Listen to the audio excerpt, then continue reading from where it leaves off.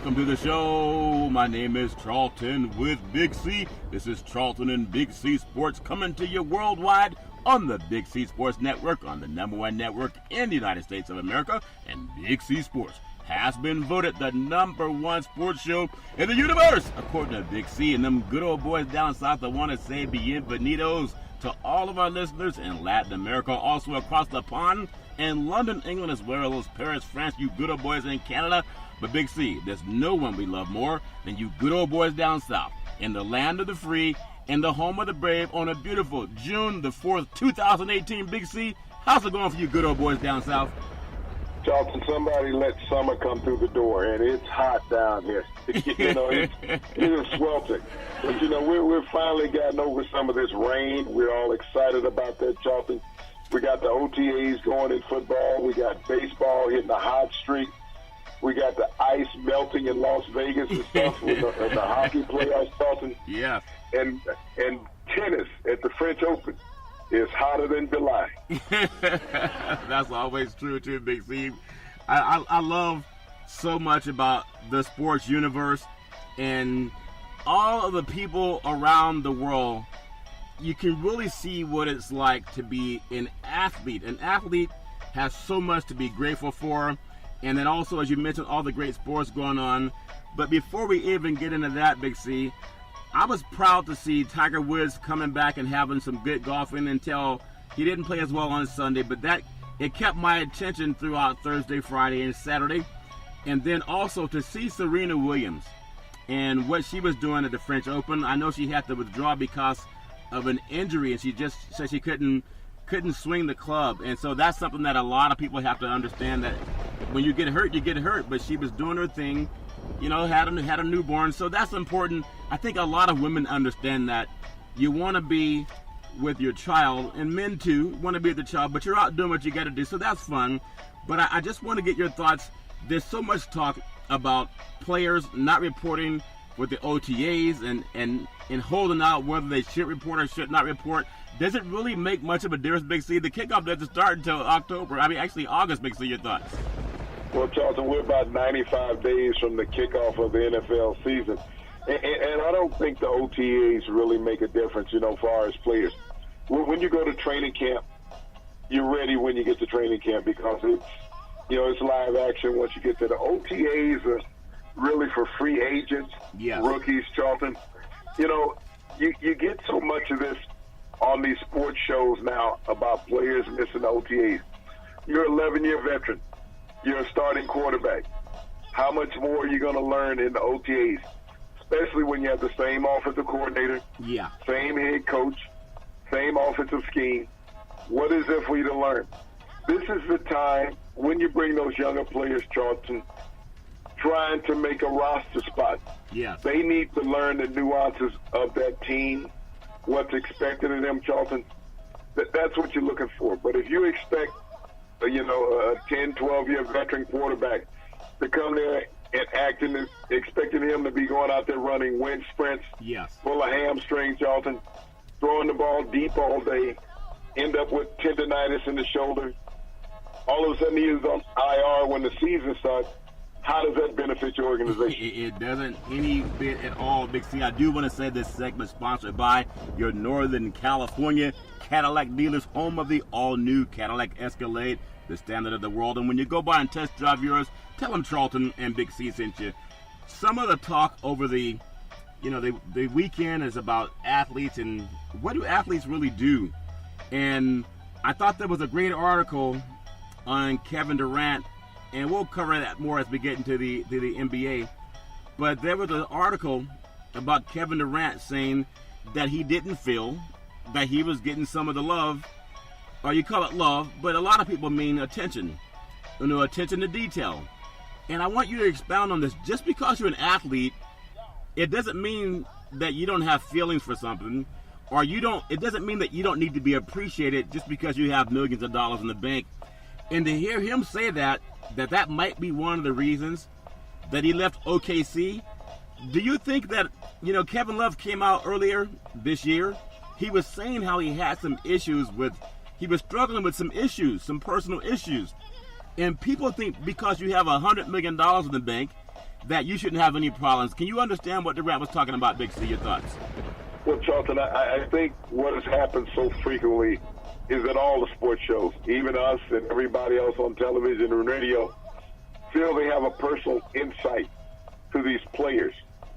But they never look at the mental aspect of dealing with these players. Yes. They feel that they're pincushion, that you can say anything about an athlete and he should accept it because that's the business that he's in.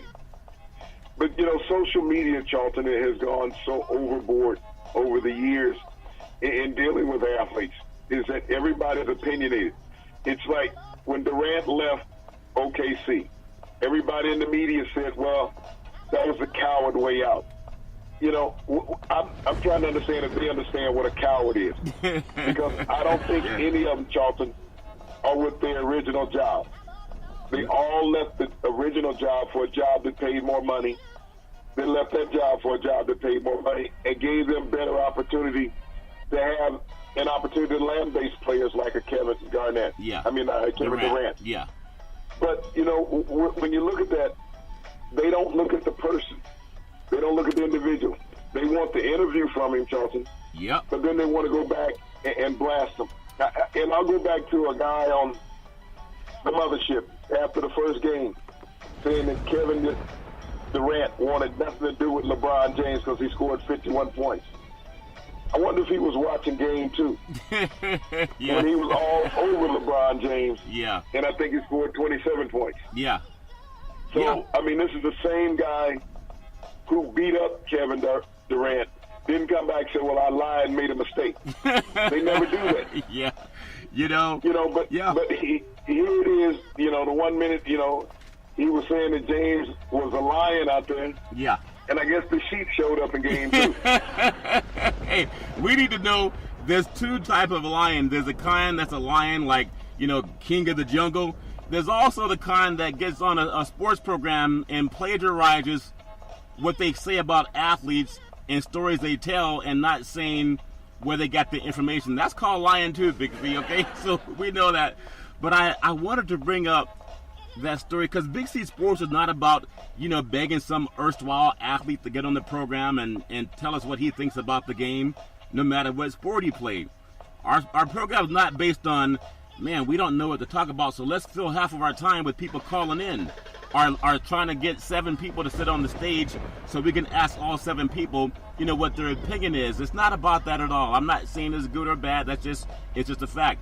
So when Durant hears some of these same players saying this guy didn't want something to nobody, he didn't say it to that athlete.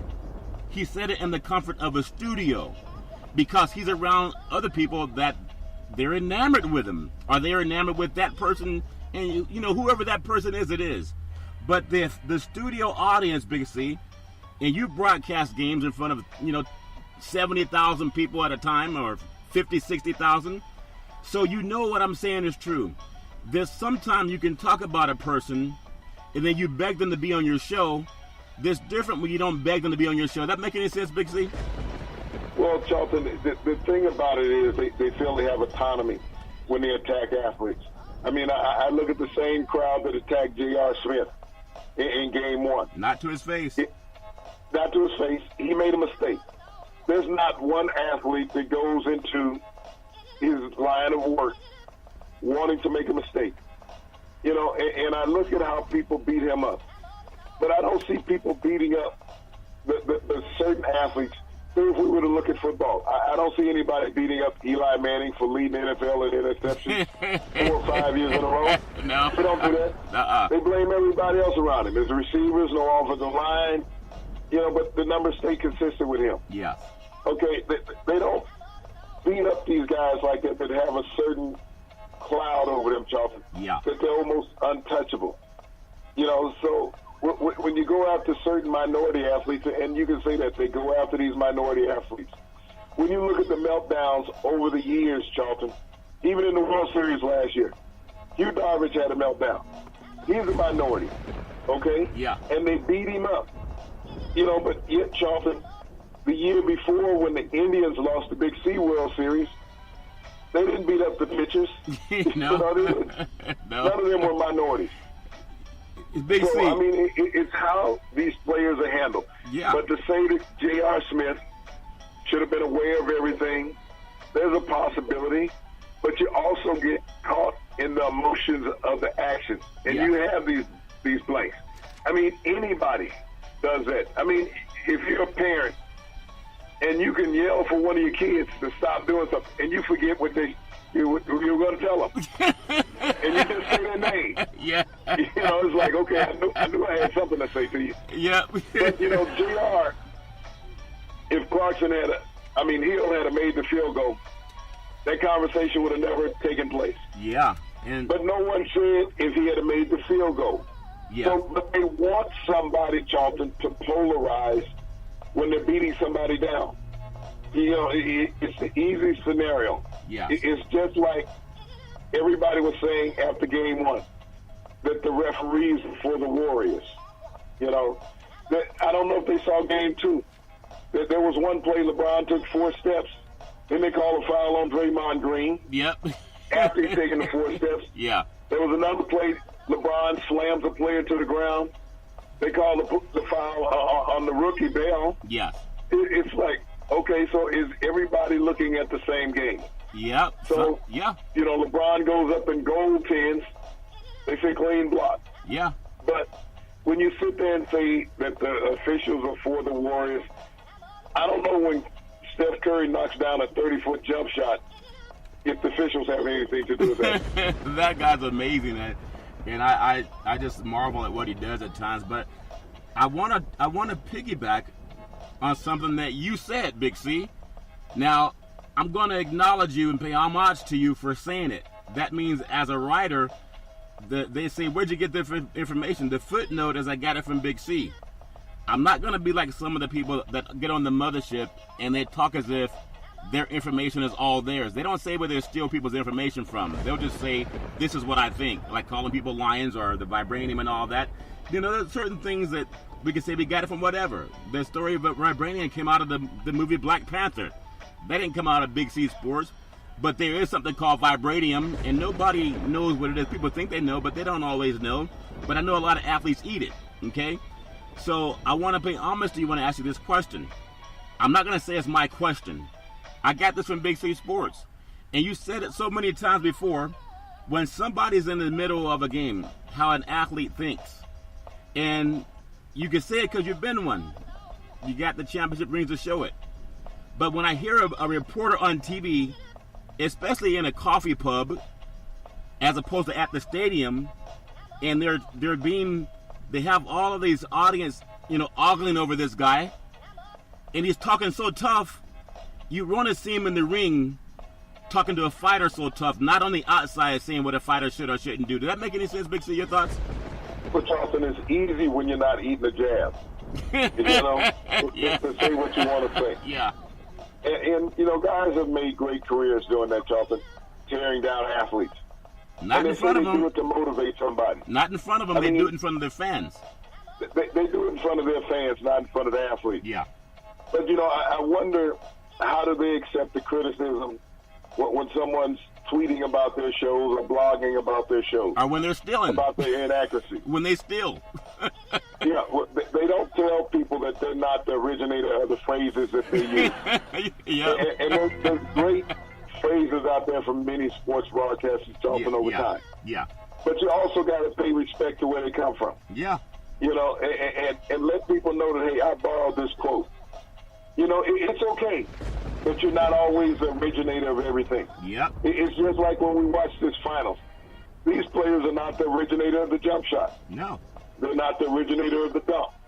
They're not the originator of the triple-double, Charlton. Neither one of these franchises are the originator of the NBA championship. So they're following the footsteps of others who have laid the road before them. Yes. Okay? We see Steph Curry knock down three-point shots.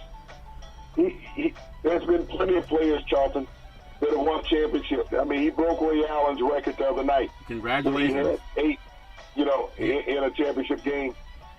You know, Steph hit 9. Yeah. But even before him, Ray Allen had to break somebody's record like Fred Brown Yep. of the Seattle Supersonics. So players over time, Charlton, do these things. Yeah. Okay, we've seen teams get swept in series. You know, it's not new. It won't be the first time. No. We've seen it many times before. Moses Malone coined the phrase "fo fo fo," even though it didn't happen, but he coined the phrase. Yeah. Pat Riley coined the phrase "3-peat." Yeah.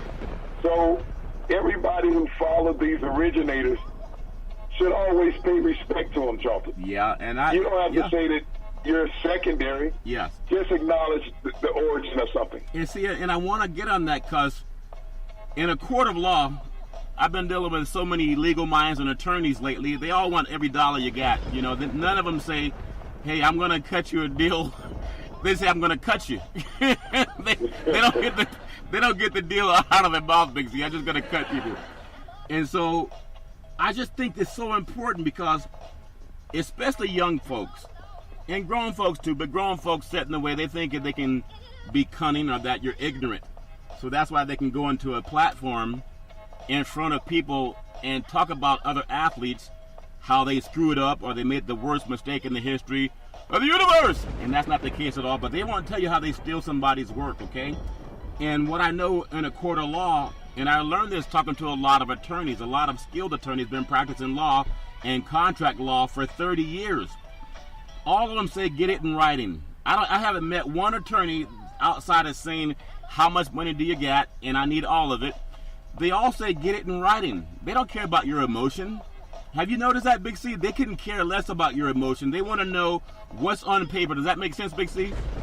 Well, Charlton, they want to know that you got enough zeros on that paper when you're talking to them. Yep. They're your friends. They're your buddies. Yeah. They talk nice and soft to you. They understand. They're in your corner. Yeah. But did the check go through? Yeah. That's what it comes down to. And when you say get it in writing, they want to make sure that you spelled their name right on that check. And that you sign that check. Yeah. Yeah.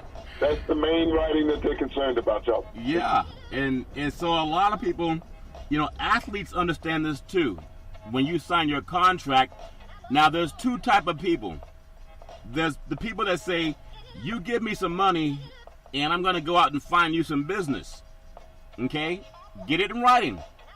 Don King knows what I'm talking about. The other kind of attorney says, I will sign you, but you don't pay me until we win your case. Because they know they got the money. You understand? They say we will you owe us after we win your case. There's others that say, no, give me the money and then we'll win your case. Well, what if they don't win your case? Do they give the money back? No, they don't give it back. That's why it's always good to get a second opinion. Their doctors are the same way. So when an athlete or a guy who's not an athlete comes onto a show and he's stealing material and he thinks his audience is so dumb that they can't Google it, but he's so busy grandstanding as if he came, like the knowledge came to him out of the universe. And I just hope the same way we acknowledge you, Bandini Brown, or we acknowledge the mothership, we're not saying something that we came out of our minds. If it came from the mothership, we're going to say it. But sometimes you go to your neighbor's house and you find your own dog, and he don't tell you that is your dog. You go, I want to pay homage to my neighbor. I'm going to go by his house, eat some barbecue, drink some moonshine, and you got these posters, you know, has anyone seen my dog? And your neighbor doesn't cop up to it, but your dog comes to the door with your neighbor, Big C. That's called stealing, and that's what a lot of people do on the mothership. That make any sense, Big C? Well, Charlton, they've done it for a long time, and, you know, I guess when you say you're the worldwide leader, yes, is that you thinking that people think that you lead the information network. Yes. But you don't. You have a lot of scourers out there. Yep. That search everybody. Yeah. Pay attention to what everybody is doing. You have a research department that looks like a library. Yeah. Okay, and so they take information and tidbits from around the world, whether it's television, whether it's audio. Yep. They do it, Charlton. They have people with specific jobs to find things. Yeah. To take a note and bring it back to you. Use this. This is perfect. I picked this one up, such and such place. And because they stay it on their network, everyone thinks that they're the originators, right, that they've done these things. I don't think that they've had an originator as great as the late Stuart Scott ever, Charlton. He was the best. I mean, Stewart was just a phenomenon. And, they've had a couple other people that have done. Scott Van Pelt has been nice. Yes. But, Charlton, to come out with these stains that stay forever. Yeah. That's what they don't have any longer.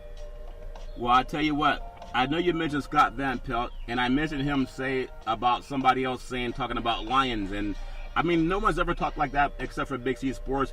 And it would be like Big C Sports come on and saying, "Booyah!" No, that would be plagiarism. We would say, in the words of the late, great Stuart Scott, "Booyah!" That would be paying homage to someone, not just coming on and saying, Big C had a new word, booyah. And people who know, they say, I've heard that before. But if you're stealing, you don't tell them you're stealing. That's why I say when you get on the grandstand and you try to shout down an athlete, tell people how you've been stealing at least. Does that make sense? Tell them you've been stealing. And I think that's something a lot of people can keep in mind. But I do want to go back to JR real quick. What I've seen about his character, no matter what people say about what he does, no man's perfect. Only the people who lie are perfect. Like, you ever go to the church and the preacher trying to tell you what you should not do and how... Well, I thought we were going to talk about Donald Trump this segment. Well, we can bring it up too. But it's funny, you go to some church services and the preacher acts like he knows Jesus, like personally, like they sat down and sipped from the same wine, right? Because he can go around telling you what you should and shouldn't do and how you are whatever, right? But you look at his past and he said, don't judge me by what I tell you. Don't judge me by what I do. Judge me by what I tell you. Because everybody has a past. It's just nice when somebody owns up to where they get the information. But something I can learn about J.R. Smith, and I can even learn about myself, that man under the fire by everybody in the sports universe, being the joke of everybody's story. He's not the first athlete to have some anxiety in a game. But his class is what we all can learn. He's handled it with class, and he hasn't tried to say, blankety blank y'all and kiss my blankety blank. He said, look, I'm not really sure what I thought, because he was being honest. So for him, he's showing people how to be a man when you're in adversity. Anybody can be happy when you're not under fire, when you got $1 million in the bank, everything is going great. But what do you do when some things go against you? Do you like the way his character has been dealing with the people that are calling him all kind of names, but not to his face? Big C, your thoughts? Well, Charlton, to be a member of the Cavaliers team and a teammate of LeBron James, you're in the most pressure-ridden situation in all of pro sports because you're compared to him every night. The chosen one, the greatest one. Yes. This is what you're compared to every night. It's not like being where the Warriors is, where they can deflect between 4 to 5 players any given night. Yeah. When you're with the Cavaliers, it's LeBron, and then what did everybody else do? Yeah. And, everyone keeps talking about the 51 points that he scored. There's been 5 players that have scored over 50 points, Charlton, in a playoff game, in a championship series. Yeah. Okay? 3 of those players, Charlton, didn't even have the 3-point shot. Yeah. All right? That's amazing. Just LeBron and Michael. The number 1 is Elgin Baylor. Number 2 was Jerry West. They had a 2-point shot, not a 3-point shot, Charlton. Yeah. So when they sit there and talk about the greatness, LeBron plays exceptional basketball. But he also gets away with a lot of things that other players don't. Yes. If you pay attention to the game, if you put another jersey on him, shaved his beard, you would be crying against him half the night. Yeah. Okay? Yeah. It's just plain and simple. Because, to quote the late Richard Pryor, you're going to believe the TV or your lying eyes. Okay? Yeah. Because we're all seeing the same thing and saying that we're not. Yeah. No, I love that. J.R. Smith is out there trying to compete, trying to win. Yes. The game doesn't go in everybody's way every night. When they beat the Pacers, Charlton, everybody was happy with JR. Yeah. When they swept the Raptors, JR couldn't do anything wrong. When they put the nail in the coffin of the Celtics and knocked them out of the Eastern Finals, Charlton, Yeah. everybody was happy. Everybody was happy with JR until 7 seconds to go in the game, Charlton. He was a fan favorite. Yeah. He makes a mistake. He goes below a GOAT, Charlton. Yeah. I think that's very true. But and this shows every man and woman and you know you've been through it yourself at times, the Big C. Everybody loves you when you're on top. But it's when you fall that you really find out who's there for you. They'll be back again when you get on top, but when you fall, they sometimes forget your phone number and all that stuff. But he'll go through that, and I think as a teaching message for every athlete that's out there. So I'm proud of the way he's responded, especially as an African-American man. And you know there's so many times that people, especially in our society, they're so easy and quick to throw something at you and to throw you away and say that it's your fault and that you're not trying and that you did something wrong. And a lot of people do that. And there's situations like him. Here's a teaching message right now. He didn't call anybody SOBs. Okay, it's a teaching message where he's showing his character. And I really appreciate, I think I learn about myself when I watch him, because what person wants to be criticized? And because we all make mistakes. I mean, I had a coach tell me one time, when you point the finger at somebody that's three-pointing back at you, and he was right. But that man has shown everybody something about having humility. And I think that's something that our society could use. He has more humility than the president, Big C. Your thoughts? He has more humility than who? POTUS. Oh, okay. The guy you voted for. Spell the word. The guy you voted for. Spell the word, you know. Okay. You know, Charlton, he understands that he's always going to be under this microscope the rest of the series. Yeah. Regardless of the turnout of this series, Charlton, everything will point back to him in that moment, Charlton. That 7 seconds when you had 4 other teammates on the court and a coach on the sideline that had the ability to call timeout. And forgot they had it. And I think that's a coachable moment, Charlton. Yeah. Is that even with Coach Lou, he should have had his team together to look. If we miss one, we miss both. We make one. Amen. We make both. We call on a timeout. You know, that's what we're doing. We're calling the time. We get the rebound, we're calling the timeout. Yes. But no one was prepared. And that's what makes it so bad from a media perspective. They're saying that one guy controlled everything. Yeah. And it's not easy to shoot a shot at the basket when you have a 7-footer right there in your face.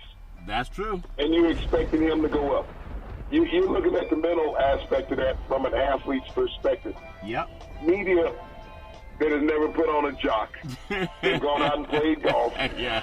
And that makes them a world-class athlete. Yeah. Even though I haven't seen any of them on any tour, not even the LPGA tour. No. You know, so J.R. Smith will be fine. Yeah. He made a mistake. Yes. But this is a young man who has spent his entire adult life playing in the NBA. Straight from high school Yeah. to the NBA. He's been in the championship 4 consecutive years, Charlton. Yeah. 4 consecutive years. That's not by chance. That's by him having good games throughout that 4-year stretch, Charlton. And the fact He just had a bad moment. He had a moment that a lot of guys had. You talked about it on last show, and I appreciate your knowledge just bringing it up. How many players have done something like that in the past?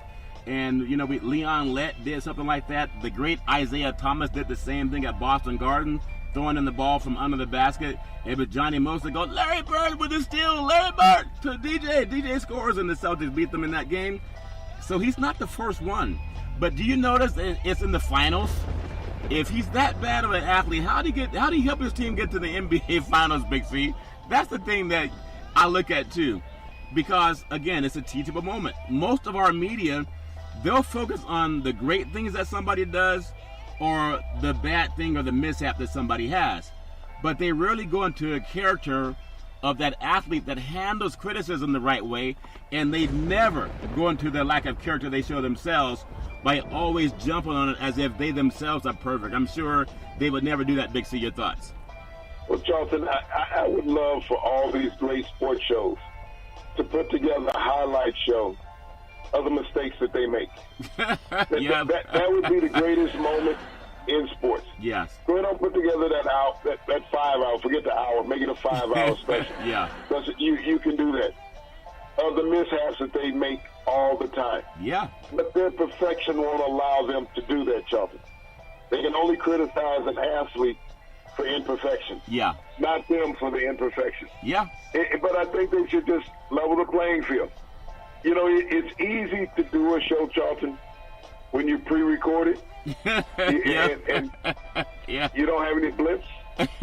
Yep. And all these shows that we're seeing on TV, when they say live, Not live. a segment of it is. Majority of it's recorded. Yep. Especially in the talk shows, they're all recorded, Charlton. Oh, yeah. They've been recorded earlier in the day. They've been looped. Yep. And they're not live. Because you can watch some of these talk shows, Charlton, Yes. and see a ticker at one time. Watch it again, there's a different ticker on there. Yep. Okay? Called edit. So, Yeah. It's and called they do inserts, excerpts. Yeah. That's funny you bring that up. I gotta, you take me back to a time when, you know, when we started doing another sports show, we were in studio. Obviously, you have the producers doing their thing and telling you when to go to you got a minute to go on the cut, and then you got 45 seconds, you got 30 seconds, you got 15 seconds. Okay, they close their fists, like go to commercial, like shut up like now or the next 10, 2 or 3 seconds. And that's one thing to have that there, but that's not real. That's like consummating your marriage and you're watching a video as opposed to going by what you feel. Remember that brother? His name is Aaron Hall, and he sang a song, I miss you, I'm talking to you, baby. Okay, I don't sing like Aaron Hall, but when you hear that brother sing, and he had a song called, Missing You, and he talked about the way you used to hold me, and he sang it from his gut. If someone says, I love you, they can say, hey, I love you. But when he would say, I love you, he had that really deep baritone thing, Big C, a lot deeper than my voice can go right now. But maybe that has some CGI mixed into it also with the mixers and all. But it's different. And what I love about Big C Sports, it's not for everybody. It's like, to me, go to a concert. We don't rehearse anything. I jot down a couple of things and just talk. You talk. We do our thing. But it's like going to a concert. I learned it from watching the great Prince. I've been to a number of his concerts. I never saw him lip sync. He was always live, and then he would ask the audience, what do you guys want to hear? And people would start shouting out songs, and he would just go. Like on the drop of a dime, he would start singing that song. And that's what I love about extemporaneous sports talk. Big C, your thoughts? Well, Charlton, and that is so on point. When we think about just being real about what we do and be able to stand behind it. Don't come back a game later and say, well, I've changed my outlook on everything. Yeah. Yeah. Go back to that first game and your stance. Yeah. Blast that player again in game 2. Blast him in game 3. Yes. But don't be changing like the waves in a bathtub, not the ocean, in a bathtub. Yeah. Okay? Yeah. That's how quick you're changing. Yeah. Yeah. But, I appreciate great athletes. I appreciate honest broadcasters, Charlton. I do. I grew up listening to them. And there's still a lot of them out there today, Charlton. Yeah. But the thing is that they work for a team, not for a network. Yes. Those honest broadcasters, if you ever really want to appreciate a sporting event, we all watch television, and we like to listen to the broadcasters on television. Yes. They're more of a showman than what they are explaining to you or entertaining you about the game. Turn on the radio. Yes. Listen to it. Yeah. Listen to a true sports broadcast. Listen to the radio. Yep. And see what the game is about, what the players are about. Let them educate you. We've gotten so far away from that, is that we don't pay attention to what's going on, is that we want to be entertained while we're watching what's going on. That's interesting. And that's the thing of even streaming TV, looking at, going and launching TV in summer of 2018. A lot of the people that don't know, when you watch the news, when the weather person comes on, they're not really standing in front of a map. It's all CGI. They're pointing to a blank wall.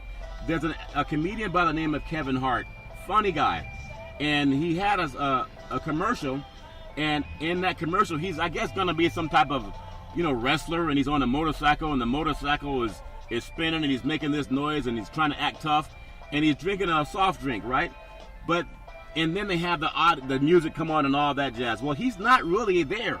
Okay, that's all produced by the studio. That's how you go to the next level. It's all, theater of the mind. And that's not even real.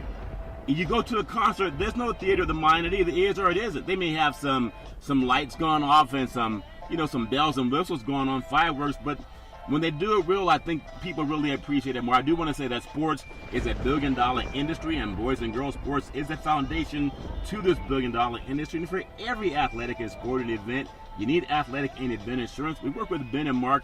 They've been around half a century. They work with Big C Sports. Whether you're a pro team, a collegiate team, a high school team, or your mom and pop league, when you reach out to them, let them know Big C. It's 800-772-8624. That's 800-772-8624. Big C, I want to talk about something before we get into the next segment of the sports program.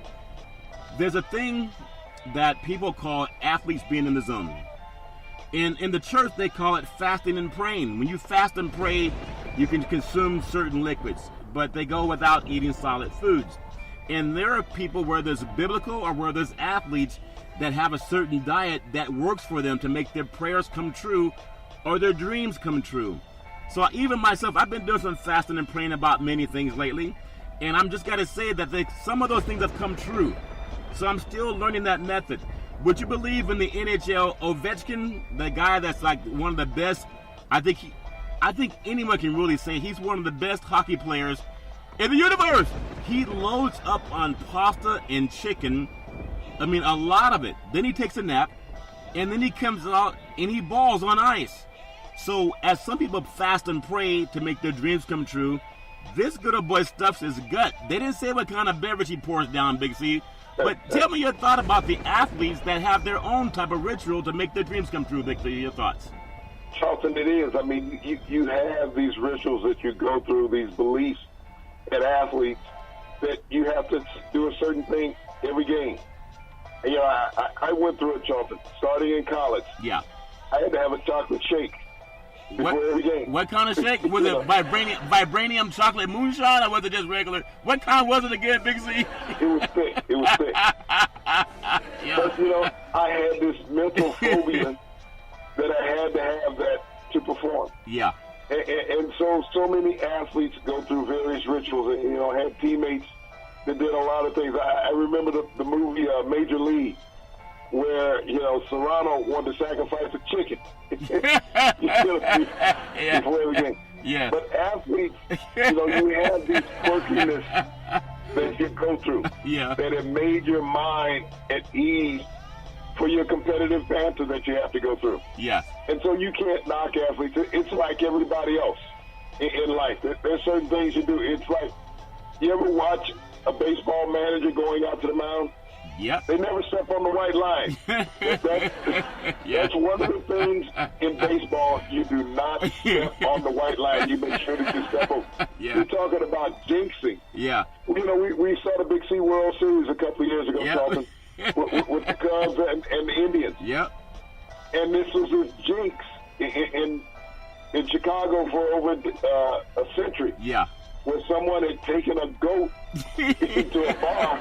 Yeah. And they believed it. Yeah. An entire city, state, believing that this goat was the jinx, Charlton. Yeah. The same thing with Babe Ruth and the Red Sox. Yeah. The curse of the Bambino. Yep. That they could not win after they traded Babe Ruth. Yeah. So, I mean, it's all over sports. And when you look at Ovechkin with his chicken and pasta, now, I'm going to assume that he drinks a clear beverage because he's from the Soviet bloc. And we know that vodka, their version of moonshine, is big over there. Wait until they find the vibranium. If they ever confuse that stuff with the vibranium, Big C, they would have the highest sales in the universe. But we got to keep the vibranium out of their hands. So the thing about eating, when I worked out at my peak, I would always have a burrito. It was a bean and cheese burrito and a thing of orange juice and a Snickers. And I could work out, I could work 2 solid hours, not slowing down. Some guys, they would eat some pasta because pasta makes me go to sleep. But some good old boys, they want a whole couple of plates of pasta. And so you talked about having that chocolate vibranium shake that you were having back in the day. I noticed you never say where you got the vibranium chocolate milkshake, Big C. You and don't tell anybody, just like KFC won't tell what's in his chicken. That make any sense, Big C? Well, sometimes, Charlton, you had a secret formula things that you would have added into it. Yeah. But, based on the places that you were staying, that they knew that you could bring certain contents in, yes, and they would prep it for you. Yeah, I think that's funny. So I wish them well in their pursuit of Lord Stanley's Cup. Now, the team, they're up right now 2-1. The teams that go up 3-1 are 32-1 in the Stanley Cup playoffs. So how important is it? You talked about it in Las Vegas. You mentioned two things, and I'm not going to say it's me. It came from Big C. You mentioned that, and I forgot the numbers, but in order for someone to bet on Las Vegas to win the Stanley Cup, they would make, millions of dollars or whatever it was if they put down 500. And if that happened, Las Vegas would lose a lot of money to that guy or those people. It's no wonder. I mean, who knows who's going to win? But if Washington goes up tonight 3-1, the teams that have a 3-1 lead are 32-1. That makes Las Vegas a lot more happy about keeping their cheddar in their pocket. Big C, that make any sense? Well, Charlton, they would be elated to see Washington win. Yeah. I mean, but they're torn both ways. You got a hometown team that has never been in that neighborhood before, Charlton. Yeah. But Vegas lost all their momentum when they had a 5-on-3 power play. Yeah. And they could not score. And that right there was a momentum swing. Brandon Hope be the goalie for the Capitals, Charlton. When you stop a team that has a two-man advantage on the ice, yeah, in every opportunity that they have, everything is in your favor. Yeah. And now, with them being back in Washington and Washington taking a 2-1 lead in that first game that they've had there in 17 years in Washington, yes, a Stanley Cup game, Charlton, all the momentum is there. Ovechkin, has set a franchise record for goals in the Stanley Cup playoffs, Charlton. He's amazing. And this is his chance to finally get and hoist Lord Stanley's Cup. Yeah. He was the all-time leading scorer, number 3 all-time, to have never hoisted the cup, Charlton, to make a Stanley Cup Finals. He knows his career has less time than it has time in it. Yeah. He's taking advantage of it right now, Charlton. Well, we wish them all the best, but it looks like they're going to get closer to drinking that Vibranium. And the sad part is if Washington gets to win Lord Stanley's Cup, we talk about putting some moonshine infused with that Vibranium in Lord Stanley's Cup. Imagine if they go to the White House and Donald Trump finds the Vibranium. Could you imagine what he would do? If he found the cup with Vibranium, he would try to kill. He would do whatever he had to do to get that stuff, Big C. But I wish both teams well. I do want to go, across the pond, and I look at Serena. What a phenomenal athlete. A shame that she has an injury and has to withdraw from the French Open. And I know that a lot of times she talks about the sacrifice that she made to give childbirth and then come back and play at a high level, and she was going to go up against Sharapova. Obviously, that was not, I guess it's not in the cards, Big C, but just give me your thoughts on Serena, what she must be feeling. But she's really a dominant tennis player again. She really doesn't need a layoff, Big C. Your thoughts? Well, Charlton, any woman who has experienced what she has in giving birth to the first child, Charlton, and coming back and trying to compete at the highest of level on the tennis circuit, Charlton, it's going to take its toll on anybody. And, here it is, she's coming out, and to have gotten to the point where she had, Charlton, but she has to, pull out of the tournament, and everybody was looking forward to this match against Sharapova. They hadn't really had a chance to play each other, Charlton, over the last 3 years. Yes. Because of Sharapova's suspension, and then, Serena giving birth to her first child. Yeah. But she's going to have an MRI, Charlton, tomorrow to see what the extent of the injury is that she has. They didn't reveal it all, but, she could be out for a while with this injury, Charlton, which is unfortunate. Yeah. Because if her and Sharapova, Charlton, could rekindle that rivalry that they've had over the decades, Charlton, it would be great for tennis, just like Tiger coming back in golf. I think that's very well said, but I do want to expound on something else. We talked about J.R. Smith and how the media jumped all over him for making a mistake. Why was Sharapova suspended? Have people forgotten that? And was she lambasted the way J.R. Smith was. Just want to get your thoughts, Big C. Well, Charlton, I think it had something to do with some chemical dependency or substance that she was using. Yeah. But, you know, the story went away as Fast. quick as it started. Yep. And they did not ride her over. She wasn't beat down like Josh Gordon of the Cleveland Browns Nope. for substance abuse, or any other minority NFL player who's been suspended for substance abuse. Nope. Maria Sharapova, all the cry was, well, they're being too hard on her. Yep. How could she have known? She's a grown woman. Yeah. Come on. Hey, You know, when you drink your vitamins through a needle, you might want to know what's inside of it, so you does. but you know, they wanted her to stay on top. Yeah. And even when she came back, they didn't Yeah. have her ranked. And there was a cry against that. Yeah. That she wasn't ranked. Yeah. No one cried for Serena when she came back and she wasn't ranked No. because she hadn't competed. No. It's just that double standard out there in the media, Chuck. Yeah, and again, we wish Sharapova the best. Nobody is above making mistakes in life. There's not one person on the planet that hasn't made some type of mistake, whether it's in the dark or out in the daylight. And so I wish for the world of tennis, for both of those women to be at the top of their game, because young girls are watching too, and they want to see. I mean, let's be honest. There's a black woman, there's a white woman, one's chocolate skin, the other's blonde, and they look at that in the media. And the media has a slant as to who they want to see winning. But for young girls all over the world, you kind of see both sides of the human race. Again, all life came out of Africa, and that's science. Dr. Leakey Gregor-Mendel. The original women of the planet look more like Serena Williams in genetics. Google it, look it up. But it's not always held in high esteem by mainstream media. So it's good to see people that have their own diaspora to bring to a sporting event. I think that's why it makes Tiger Woods so appealing also in the world of golf. I want to get your thoughts on his golf game over the weekend. He was really playing well the first 3 days, Big C. And then when you get into that Sunday, he kind of reverted back to some of the poor mechanics that he has to overcome. But I think it was still must-see TV, even with all of the great things going on in the world of sports. Big C, your thoughts? Well, Charlton, in that first round where he started out on his front nine and shot a 39, that's the thing that Tiger's going to have to alleviate.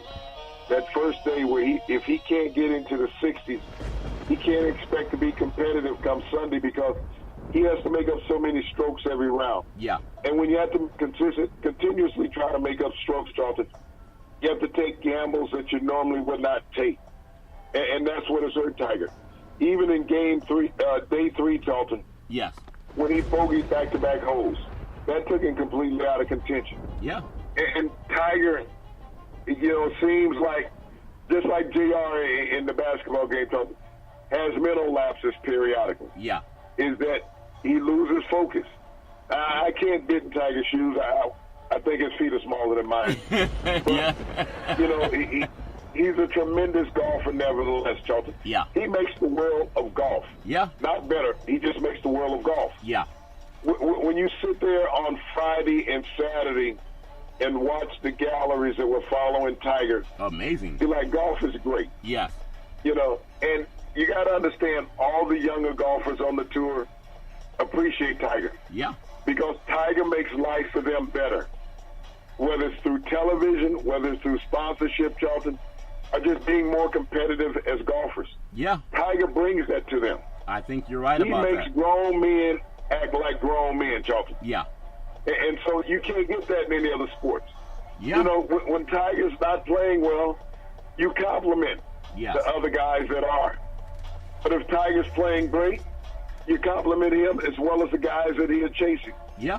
You don't get that in the NBA. We didn't get that with J.R. Smith and the Cleveland Cavaliers from the broadcasters. No. Look at the mindset of the different set of broadcasters. You got broadcasters and sports analysts that wanted to lambaste, J.R. Smith. Yeah. They didn't lambaste Tiger. Tiger, when you got double bogeys, isn't that the same as what J.R. did? Yeah. Not getting a shot off? Yeah. I think one has a lot more favor than the others, but that's a very salient point. Over the weekend, some baseball series are really in the swing of things. New York and Baltimore, Detroit, Toronto, Cleveland, Minnesota, Kansas City, and Oakland, Los Angeles, and Texas, Tampa Bay and Seattle, and Houston and Boston. They really battled and played some great baseball. I'm sure a lot of people were pleased with the way that went down, that series down in Texas. But I want to close out our show today, Big C, just talking about some of the things. Number one, I want to also congratulate, it's going to be Florida State and also Washington competing for the women, the World Series. And, congratulations. There's a lot of great sports happening all over this country.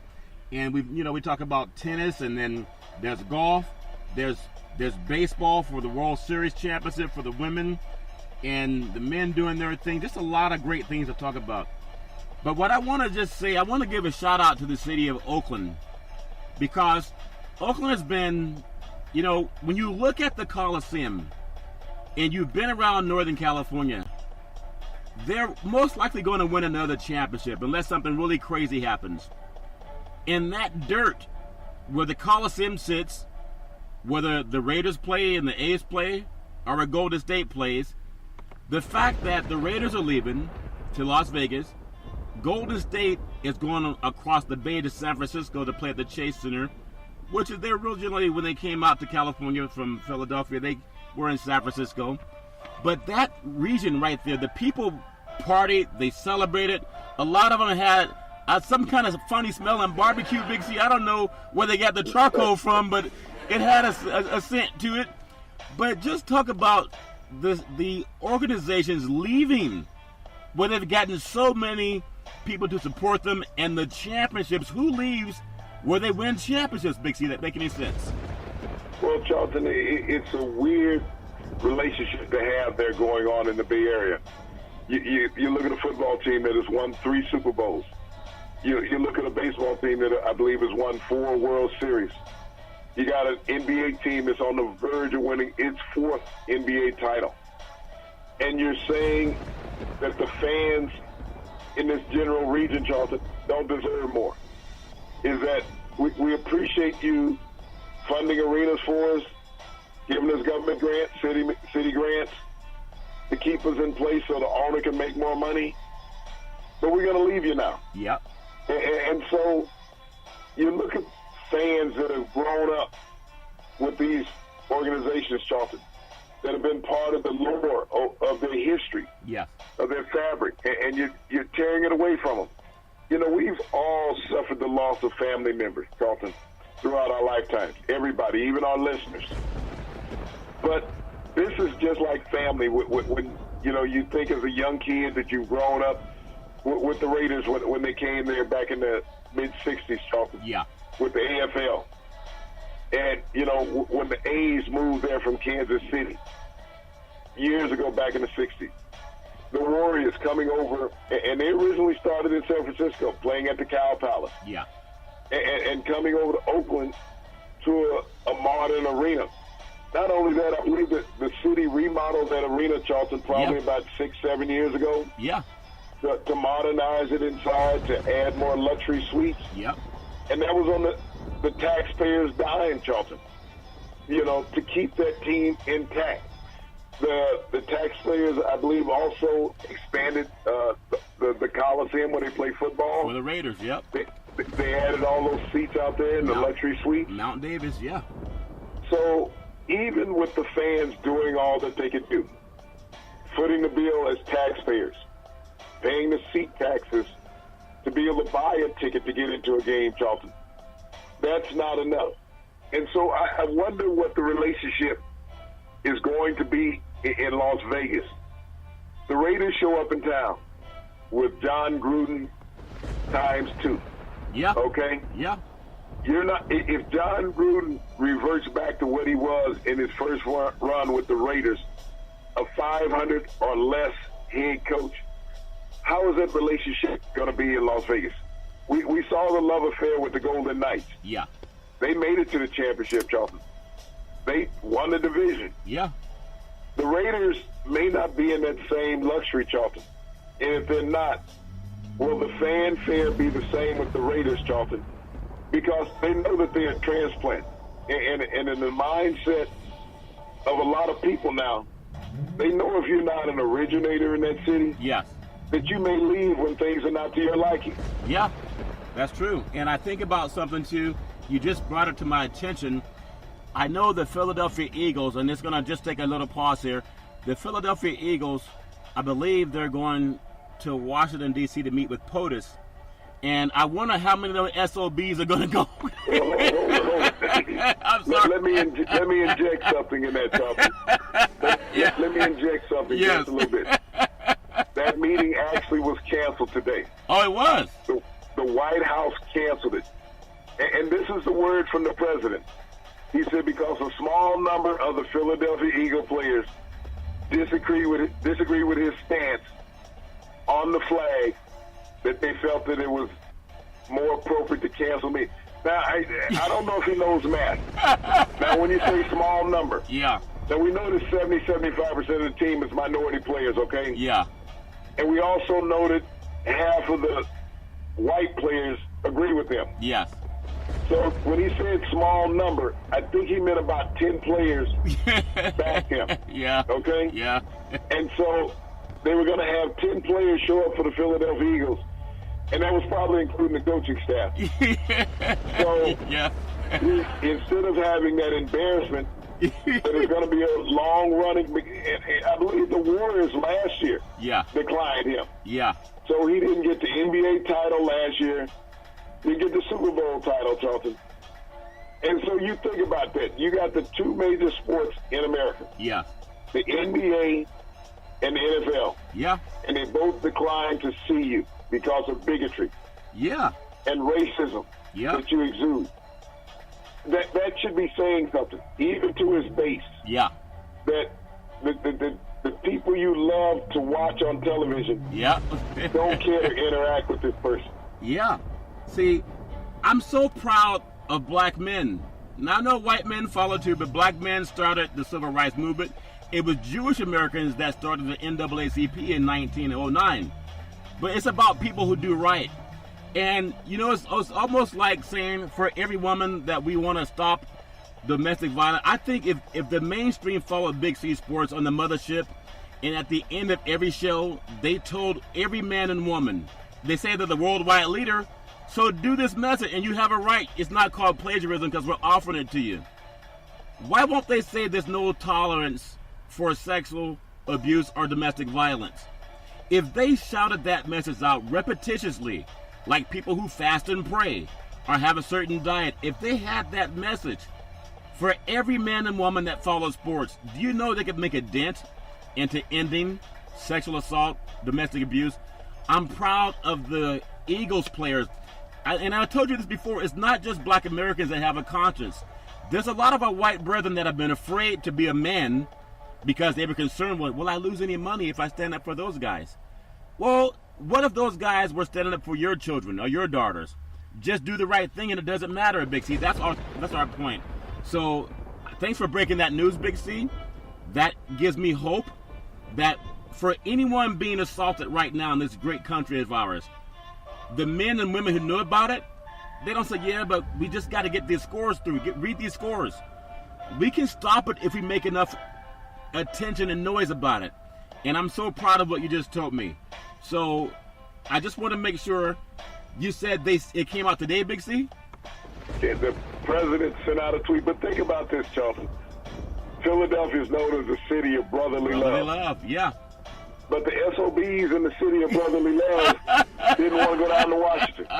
You know, so they love themselves enough and their fans, Charlton, to show that they don't need recognition from this individual to validate what they did as a team, as a community, as a city. Wow. They don't need him to come in there and unarticulate anything addressing them, Charlton. That's beautiful. Because now, to be honest, as an NFL player, after he's called you an SOB, how do you go stand and smile with this person? And he directed it directly at you. We just got through Mother's Day, whether you're black or white. How do you go hug your mother or call your mother, tell her you love her, when some man just called her an SOB. I challenge any man that's with your beautiful mother, and some man walks up and calls your mother the SOB, the B word, right in front of your face. Right in front of you, right in front of your face, to your mother, calls your mother the B word.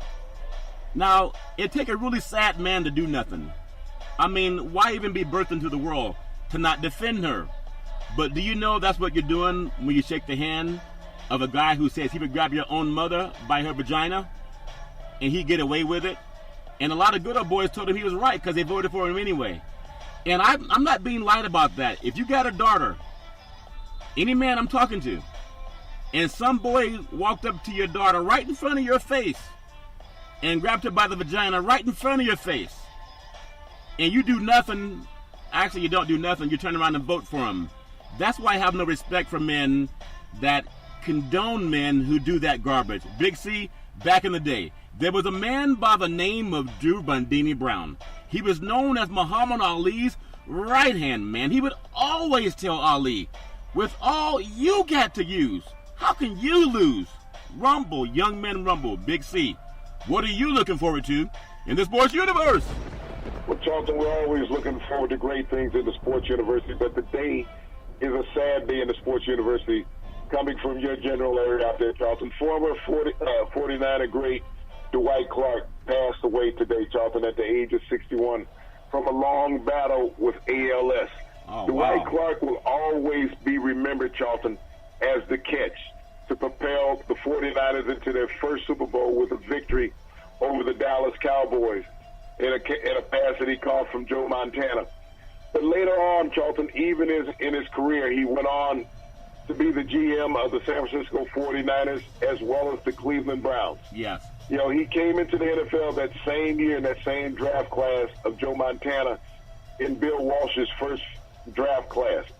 But he will always be remembered as a 49er great who made the catch. Well, Big C, that is very well said, and our thoughts and prayers go out to all of the Clark family and everybody in the sports universe, and he will be sorely missed, and we'll celebrate his life as we get into the football season. But thank you for breaking that news. And I want to also tell you, every Monday through Friday at 5 and 6 p.m. worldwide, follow Big C Sports on the Big C Sports Network, on the #1 network in the United States of America. And Big C Sports has been voted the #1 sports show in the universe, according to Big C and them good old boys down south. As we always tell you, there's never, ever any excuse for domestic violence. If you know any man or woman going through that garbage, please call 911. Because no man or woman should ever have to go through that garbage on their own. And as we always tell you on every Big C Sports show, we thank you, we appreciate you, and we hope that you have a super fantastic day.